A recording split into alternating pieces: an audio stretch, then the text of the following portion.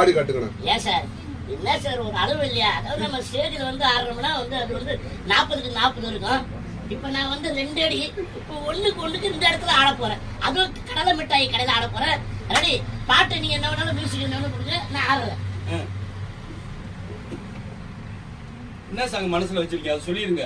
நீங்க ஒரு பாட்டு பாருங்க சார், நீங்க பாருங்க. நீங்க பாருங்க. அவரே பாடினா அவரே பாடிட்டாரு. நீங்க ஒரு லைன் பாடுங்க. பாடுங்க. அந்த இருக்க அந்த பாடுறது.